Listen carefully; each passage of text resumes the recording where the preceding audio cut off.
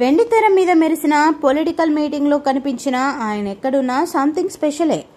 పాలిటిక్స్కు ఆయన దూరంగా ఉన్నా రాజకీయాలు మాత్రం ఆ టాలీవుడ్ బిగ్ స్టార్ నుంచి దూరం కావడం లేదు. మరోసారి ప్రధానితో కనిపించి పొలిటికల్ గాసిప్లో వైరల్ న్యూస్గా మారారు మెగాస్టార్.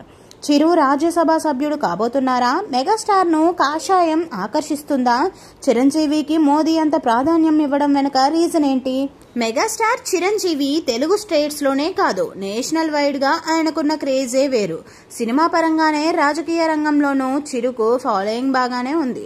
అందుకే ప్రధాన పార్టీలు ఆయన పేరు ప్రస్తావించకుండా ఉండలేవు. అయితే చిరంజీవి పొలిటికల్గా యాక్టివ్ కాబోతున్నారనే న్యూస్ ఇప్పుడు ఇంట్రెస్టింగ్గా మారింది. కమలం చిరును ఆకర్షిస్తుందన్న టాక్ ఆసక్తి రేపుతోంది. అటు చిరు అభిమానుల్లోనూ పవన్ ఫ్యాన్స్లోనూ చిరు పొలిటికల్ రీఎంట్రీపై ఇంట్రెస్టింగ్ డిస్కషన్ జరుగుతోంది.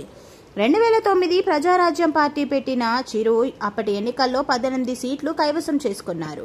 ఆ తర్వాత జరిగిన పరిణామాల్లో ప్రజారాజ్యం పార్టీని కాంగ్రెస్ పార్టీలో విలీనం చేశారు. రాజ్యసభకు ఎన్నికై కేంద్ర మంత్రిగాను పనిచేశారు. 2014లో రాష్ట్ర విభజన తర్వాత అటు కేంద్రంలో ఇటు 2 తెలుగు రాష్ట్రాల్లో కాంగ్రెస్ ఓటమి తర్వాత పొలిటికల్గా సైలెంట్ అయిపోయారు. ఆ తర్వాత ఆయన సినిమాల్లో బిజీ అయిపోయినా రాజకీయాలు మాత్రం చిరును వదిలిపెట్టడం లేదు. తరచూ ఏదో ఒక ఘటన మెగాస్టార్ను రాజకీయాల్లోనూ లాగుతోంది. లేటెస్ట్గా ఢిల్లీలోని కేంద్ర మంత్రి కిషన్ రెడ్డి నివాసంలో జరిగిన సంక్రాంతి వేడుకల్లో ప్రధాని మోదీ చిరంజీవికి ఇచ్చిన ఇంపార్టెన్స్ పై ఆసక్తికర చర్చ జరుగుతోంది. గత కొన్నేళ్లుగా రాజకీయాలకు దూరంగా ఉన్న మెగాస్టార్ చిరంజీవిని మళ్లీ పొలిటికల్ స్క్రీన్ మీదకు తీసుకొచ్చే ప్రయత్నం జరుగుతోందట.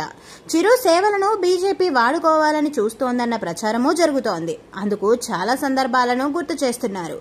గతేడాది జూన్ కూటమి సర్కార్ ప్రమాణ స్వీకార కార్యక్రమానికి హాజరైన ప్రధాని చిరుతో ప్రత్యేకంగా మాట్లాడారు. అంతేకాదు పవన్, చిరు చేతులు పైకెత్తి వారితో కలిసి ప్రజలకు అభివాదం చేశారు ప్రధాని. అప్పట్లో ఆ సీన్ హైలైట్ గా నిలిచింది. దాంతో ప్రధానమంత్రి